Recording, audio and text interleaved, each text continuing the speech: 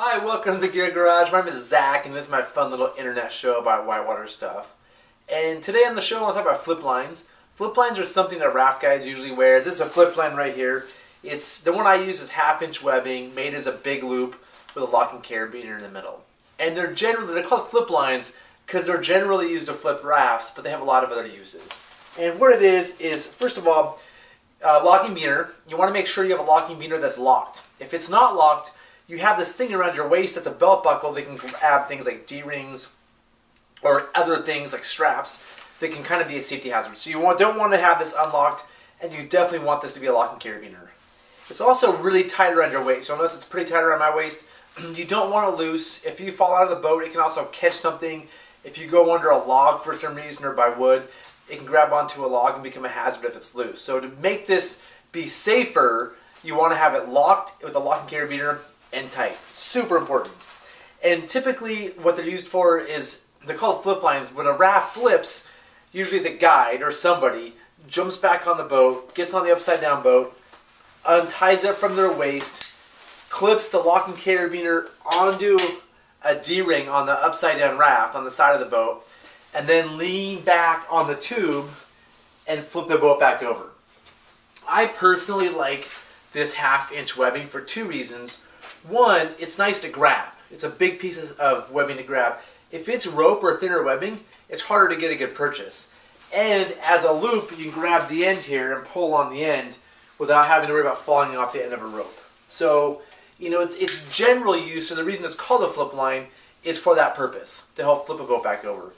But flip lines have a lot of other good uses. One is if you need to anchor. A lot of times you need to anchor a boat to shore.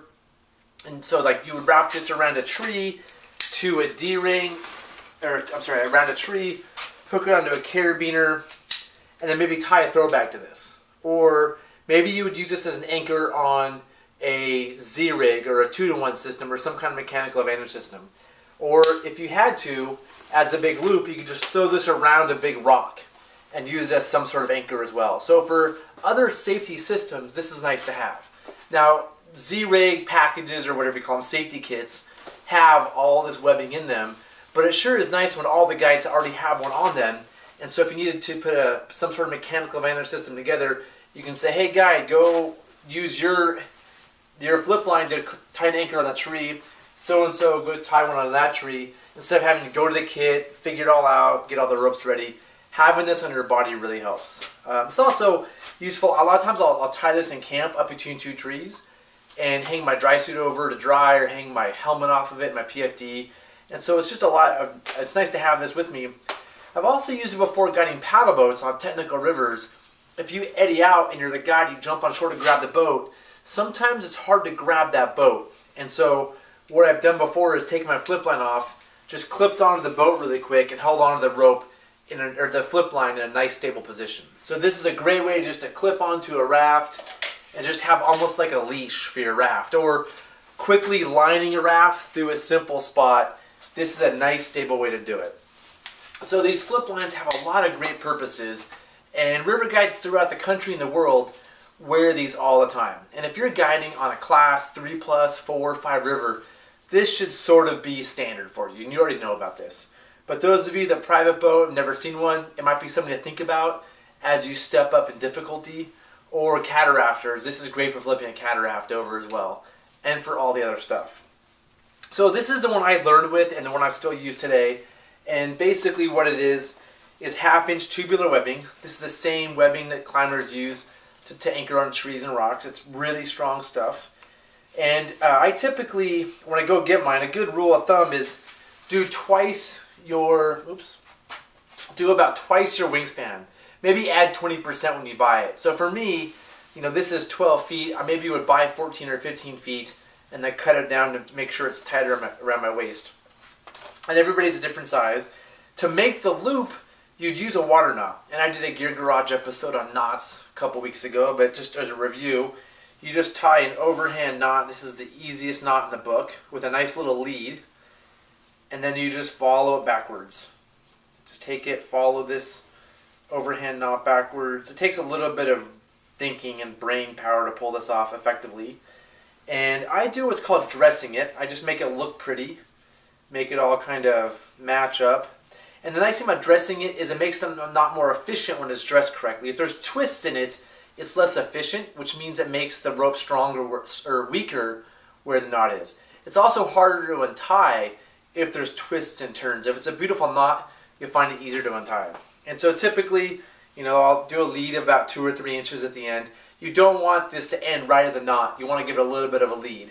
So I dress it, give it a little bit of a lead, and it makes a great knot.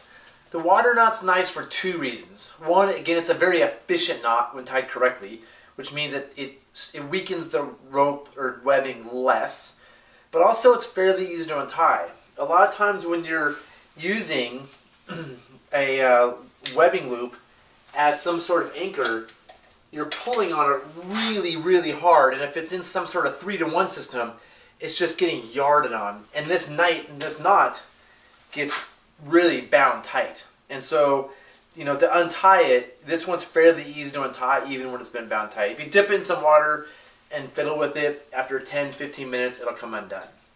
So this is what I use. I'm a big fan of this. I'm still using this today. But the other day, my friend Mark Hurst has his own safety river guide certification. It's not certification, but International Rafting Federation company. He suggested I check out this thing, and this is made by Blue Water Ropes.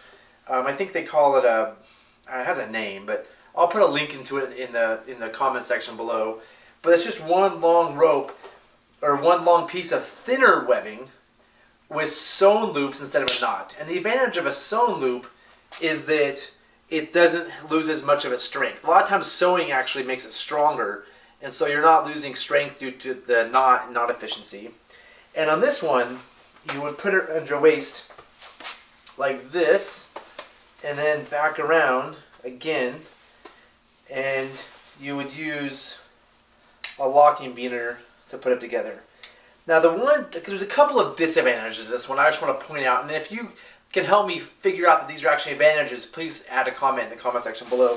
One is that because these only come in a 10 and 12 foot lengths, I can't get this super tight. Now this is pretty tight, but I can't get it exactly as tight as I want to. And so I don't like that. And I don't like that it's thinner.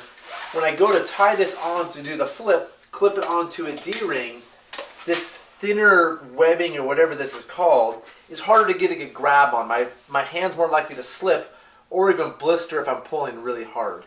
And so the other thing is I also don't like just one rope. I like having the loop. The one rope, it's easier to slide off the end. They can be handled if you put both of these in here and then clip on a D-ring. Then you get like a nice thing you can pull back on. So this is kind of nice.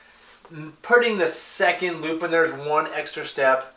Not a big deal unless you're in a huge rush. So again, the advantage of this stuff is it's pre-sewn, pretty ready to go. This makes it stronger, which isn't a big deal for the sewn part. Makes it stronger, which isn't a big deal for flipping or like basic stuff. But if you're going to use an anchor, you might want this stronger. But this is narrower, so it's not as strong to begin with, and it's harder to grab. So I'm kind of torn. If any of you have used this, Mark, if you watch this and you say, Zach, you're using it wrong, you're thinking about it wrong, add a comment in the comment section down below so that I can learn from this and viewers can read it. But my take on this so far is it's kind of nice because it's simple and it's actually really unobtrusive when you have it around your waist, but it just isn't my favorite for handling with. And it really shouldn't be used, I don't think, as an anchor in some sort of mechanical advantage system because it's so thin. So that's this thing, the Blue Water rope thingy with sewn ends. Pretty cool though. I'm going to try it out some more and maybe I'll change my mind on it and use it more. So that's it. That's flip lines. If you have any thoughts of something I missed or something that you have added or tried or you like one or the other, please add a comment in the comment section below. Again, like I'm myself, I think I'm pretty experienced, but I'm always trying to learn, and these videos are really good for me to get feedback and get ideas from other people. So I really appreciate that. This is just my experience and the best thing I know about flip lines. And so again, I'd love to have your comments and any feedback you have. Thanks for joining me, and I'll see you next time.